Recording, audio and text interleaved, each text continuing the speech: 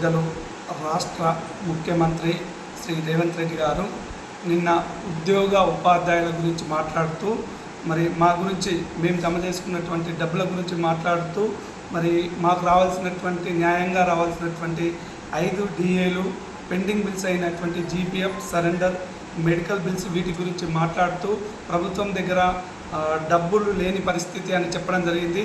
ఈ విషయంలో మా ఉద్యోగ ఉపాధ్యాయులందరూ కూడా తీవ్రమైనటువంటి ఆందోళనలో బాధలో ఉన్నారు. ఎందుకంటే గత ప్రభుత్వము మరి మా పట్ల నిర్లక్ష్యం చేసిందనే ఉద్దేశంతో ఈ ప్రభుత్వాన్ని మేము ఏరుకోరి తీసుకొచ్చుకున్నాము. మరి మాకు పెద్ద దిక్కు మన ముఖ్యమంత్రి వర్యులే కాబట్టి దయచేసి మేము కూడా అందరి మాదిరిగానే మిగతా ప్రజల మాదిరిగానే మేము ఉద్యోగ ఉపాధ్యాయులందరం కూడా ఒక భాగమే కాబట్టి మాకు న్యాయంగా మేము జమ చేసుకున్నటువంటి నెల జమ చేసుకున్నటువంటి జీపీఎఫ్ డబ్బులు కానివ్వండి, టీహెచ్జిఎల్ఎస్ డబ్బులు కానివ్వండి, సరెండర్ లీవ్ కానివ్వండి, మెడికల్ బిల్లు కానివ్వండి, దాదాపు 2 సంవత్సరాల నుంచి ఇవి రాకపోవడము, అదేవిధంగా రిటైర్డ్ ఉద్యోగుల బకాయిలు కూడా రావడం లేదు. కాబట్టి దయచేసి మేము కూడా ఒక భాగమే కాబట్టి మాపై కూడా ఖచ్చితంగా దయ ఉంచి మరి మేము ఏరుకోరి తీసుకొచ్చుకున్నటువంటి ప్రభుత్వం కాబట్టి మాకు మా ఉద్యోగ ఉపాధ్యాయులందరికీ మా నిజామాబాద్ జిల్లాలో దాదాపు 5,000 మంది ఉద్యోగ ఉపాధ్యాయులు ఉన్నారు కాబట్టి వీరందరికీ మీరే పెద్ద దిక్కు, ఖచ్చితంగా మీరు మాకు న్యాయం చేస్తారని కోరుకుంటూ ముగిస్తున్నాను. జై హింద్, జై పిఆర్టీ. గౌరవ ముఖ్యమంత్రి గారు నిన్న జరిగిన పోలీస్ కమాండ్ కంట్రోల్ కార్యక్రమంలో ఏవైతే ఉద్యోగోపాధ్యాయులపై మాట్లాడిన తీరు ఆక్షేపణీయం. మేము దానికి మరి పిఆర్టీ జిల్లా శాఖ పక్షాన నిరసన తెలియజేస్తున్నాం. వాస్తవంగా ఈరోజు వరకు 5 డిఏలు, ఇంకా జూలై వస్తే 6 డిఏలు బకాయి ఉన్నది. మరి మొత్తం దేశంలో ఏ రాష్ట్రంలో లేని విధంగా మన రాష్ట్రంలో డిఏలు బకాయిలు ఉన్నాయి. మరి మిమ్మల్ని నమ్ముకుంటున్నాం. మరి కుటుంబ పెద్దగా మరి మాకు వచ్చే డిఏలు మీరు ఇవ్వాల్సిందిగా మేము కోరుకుంటున్నాం. అట్లనే జెడ్పీజీపీఎఫ్ పార్ట్ ఫైనల్లో 2 సంవత్సరాలు అయింది. జెడ్పీజీపీఎఫ్ పార్ట్ ఫైనల్ అంటే ఏంటంటే మేము ఉద్యోగంలో చేరినప్పటి నుండి జమ చేసుకున్న డబ్బులు మా పిల్లల పెళ్ళిళ్ళ ఖర్చులకు, వాళ్ళ చదువులకు, అట్లనే ఏదైనా వైద్య ఖర్చులకు మాత్రమే దానికి మేము డబ్బులు తీసుకుంటాం. మరి 2 సంవత్సరాల నుండి మాకు అట్లాంటి ఏ ఒక్క రూపాయి కూడా జెడ్పీజీపీఎఫ్ నుండి వస్తలేదు.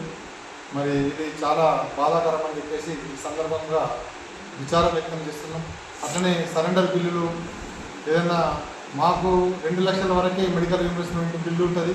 10 లక్షలు అయినా కానీ 2 లక్షలు ఇస్తారు మాకు. మరి ఆ 2 లక్షలు కూడా గత 2 సంవత్సరాల నుంచి ఇవ్వడం లేదు. మరి ఇది కూడా చాలా బాధాకరం అని చెప్పేసి ఈ సందర్భంగా తెలియజేస్తున్నాం. మరి ముఖ్యమంత్రి గారు మేము మీ కుటుంబంలో భాగస్వాములమే. నేను మన ఉద్యోగ ఉపాధ్యాయులము, లేకపోతే ప్రభుత్వం నడవదు. మరి మేమందరం కలిసి మిమ్మల్ని కావాలని, ముఖ్యమంత్రి కావాలని కోరుకున్న వాళ్ళం. మరి ఈరోజు మీరు ఏవైతే నిన్న మాట్లాడినో మా ఉద్యోగ ఉపాధ్యాయులు అందరూ కూడా చాలా బాధతో ఉన్నారన్న సంగతి కూడా మీ దృష్టికి తీసుకొస్తున్నా. సరే ఏం చేస్తారో ఎట్లా చేస్తారో తెలియదు, కానీ మాకు ఎవరేం చేస్తారో తెలియదు. అంతకుముందు ఉన్న ప్రభుత్వము మా పట్ల నిర్లక్ష్యం వహించిందని చెప్పేసి ఈరోజు మిమ్మల్ని గెలిపించుకున్నాం. మరి ఈరోజు మీరు కూడా ఆ పరిస్థితి తీసుకొస్తున్నారు. మీ మీద పూర్తి నమ్మకం ఉంది. మరి మీరు ఏ విధంగా ఆదుకుంటారని చెప్పేసి ఈ సందర్భంగా తెలియజేస్తున్నాం. మా పిఆర్2టీఎస్ నిజామాబాద్ జిల్లా శాఖ పక్షాన 5,000 మంది ఉపాధ్యాయులు మేము ఇక్కడ ఉంటాం. అందరం కూడా మేము ఒకటే అనుకుంటున్నాం, ఈ ముఖ్యమంత్రి గారు ఖచ్చితంగా మాకు లాభం చేస్తారు. మళ్ళీ ఇంట్లో అన్నిటికంటే ఘోరమైంది ఏంటంటే రిటైర్ అయ్యి 14 నెలలు అయినా కానీ ఇంకా వారికి గ్రాట్యుటీ వస్తలేదు, కమిటేషన్ లేదు, వారికి జీపీఎఫ్ పార్ట్ ఫైనల్ లేవు, వారికి సరెండర్ వస్తలేదు. అంటే ఇంత ఘోరం ఇంతకుముందు ఎప్పుడు జరగలేదు. సరే గత ప్రభుత్వం ఏం చేసింది, ఎట్లా చేసింది అనేది మాకు సంబంధం లేదు. మేమైతే మీకు పూర్తిగా నమ్ముతున్నాం. మీరు ఏ విధంగా కానీ మా ఉద్యోగ ఉపాధ్యాయుల కళ్ళల్లో, మా ఇళ్లలో మంచి తీసుకొస్తారని చెప్పేసి మేము కోరుకుంటున్నాం. ముఖ్యమంత్రి గారికి మరొక్కసారి మా పిఆర్టీ నిజామాబాద్ జిల్లా శాఖ పక్షాన విన్నవించుకునేది ఏంటంటే మా బకాయిలు చెల్లించండి, మా డిఏలు ఇవ్వండి. మేము మంచిగా పనిచేస్తేనే ప్రభుత్వం మంచి పేరు వస్తుందని చెప్పి తెలియజేస్తూ ముగిస్తున్నాం. జై పిఆర్టీ. జై పిఆర్టీ.